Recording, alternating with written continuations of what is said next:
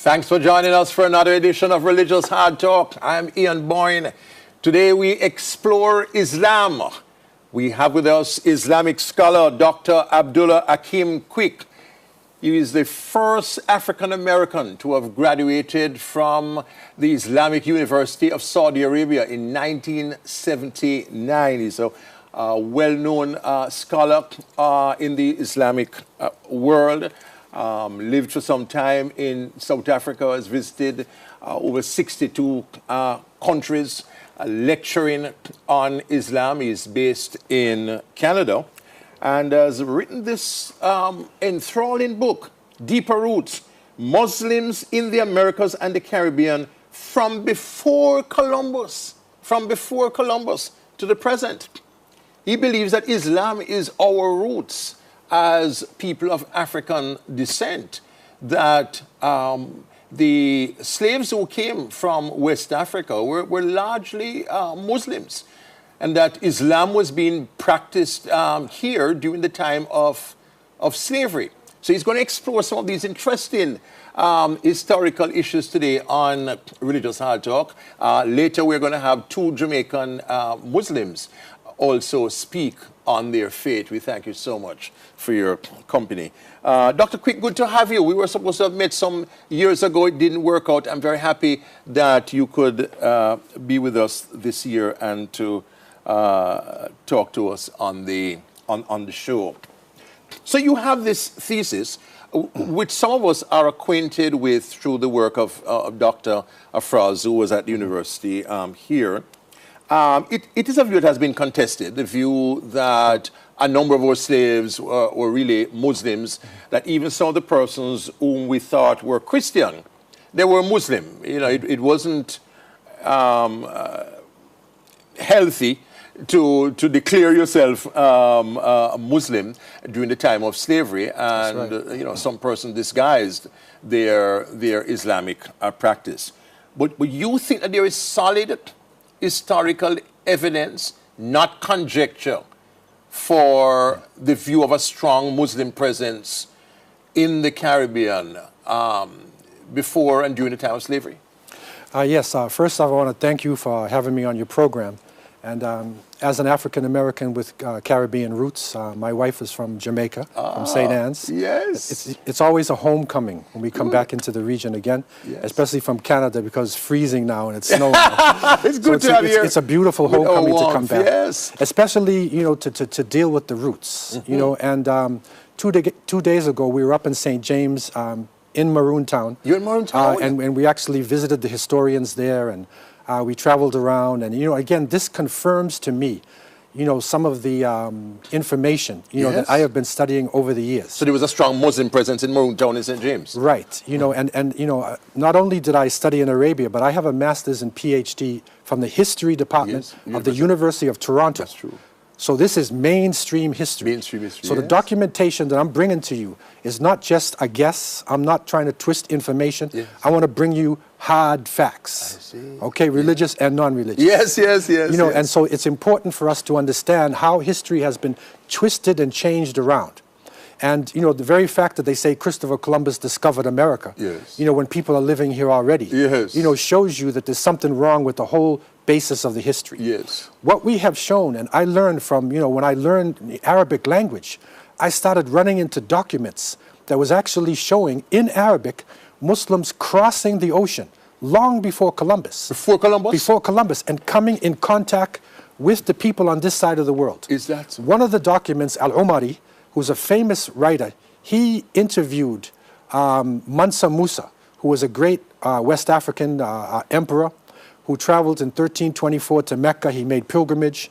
He is considered to be the richest man that ever lived on the face of the planet. He had 15,000 camels laden with gold, because Mali, the Niger River, was a chief source of gold in the world. When he reached Egypt, they said, "Where you get this power from?" And he said, "We are a lineage. And my older brother, Abu Bakr, went across the ocean, meaning the Atlantic, with 2,000 ships, and he never returned." Now, we have traced the writings of these people called Mandinka or Mandingo. The writings are across Brazil. The writings are in Central America. The writings go up into the United States. And Leo Weiner a Harvard University professor. He wrote a book called Africa and the Discovery of America. He also agrees with this. He agrees with that? Yeah, Barry Fell, who wrote Saga America, Harvard University. He also agrees with this. And so what we recognize when you go to Central America, especially Panama, that there were black people there when the Spanish came. And so when the Spanish came, when Balboa came, they said, don't go to that side because there's black people with beards. You know, so don't go there. So the Spanish went, you know, straight up, and they were finding this all over the region. The British, who are always very slick and sly, they said we'll call them black Caribs.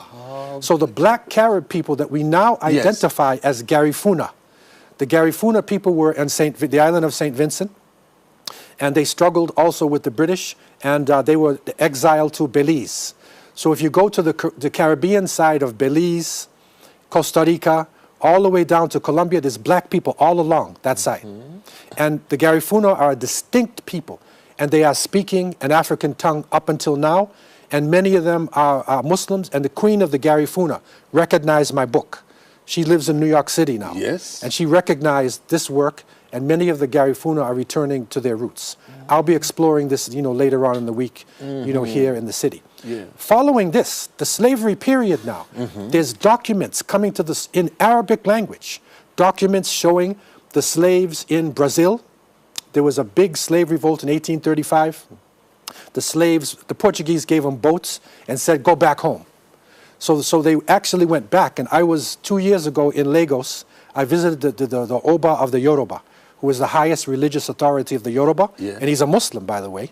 And he showed me, I said, what about Africans from Brazil? He said, oh yes, we have a mosque in Lagos called Brazilian Mosque. That's where your ancestors who came here to America, went to America, they returned, and we know who they are. In Suriname, they call them bush blacks. These are Maroons. They're all forms of Maroons. They liberated a territory which is independent up until now in Suriname, which is Dutch Guyana. In Trinidad, the Mandingo Free Society, you know, it is a well-known group. Last year, we had a big celebration in Port of Spain for a person named Yunus Muhammad Bath. And he had a mosque, which we know the location of the mosque. And they freed themselves from slavery, and they actually fed Port of Spain for a period of time, you know, from their plantations. In Haiti, the Haitian Revolution was begun on the plantations. And two of the great leaders, there were many, one was called Macandal, and the other was called Bookmen. These are what is called marabout. A marabout is an Islamic cleric or a traveling scholar. So Bookman Bookman was Muslim. Was Muslim. Yeah, that's because marabout means morabit. That's the Arabic word. Toussaint Louverture, he organized the rebellions. Yes. But he didn't start the rebellions. So Muslims were directly involved in the Haitian rebellions. Coming to Jamaica, the magistrate, Robert Madden, and I have it in my book, Deeper Roots, he reports he was sent by the British government to help the island transfer from slavery to indentured labor. Okay? So he came in and he found some African people who were speaking Arabic. In Kingston. And he had served in Turkey before and in Syria.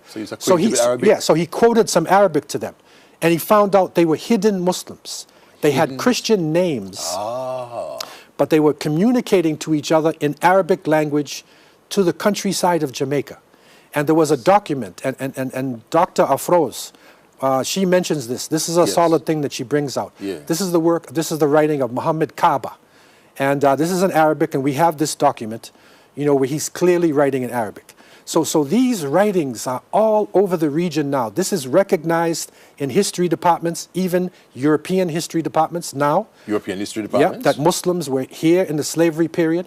If you look at the ports of call, where the slaves came from, now this is not hocus pocus.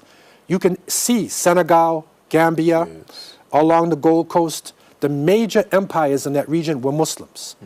The first slave ships that the Portuguese brought was actually they were Wolof, who came from Senegal. And they made a rebellion in Hispaniola, which is now Dominican Republic, and in Puerto Rico and in Panama. So we have evidence all over the region. This is not to say that there were not other nations. We celebrate our relationship. We were all together shoulder to shoulder on the boat. Ashanti, Wolof, Yes. Susu, Mandingo, Fulani, Koramanti, Yoruba, shoulder to shoulder. And what we're talking about now is we need to be shoulder to shoulder today. It's not the way to say this one didn't exist or the other one did, but we need to recognize, you know, all of our presence, Our contributions, and stand shoulder to shoulder. An enthralling historical survey. This is what you will continue to get from Dr. Quick, highly rated Islamic scholar. We take our first break on Religious Hard Talk.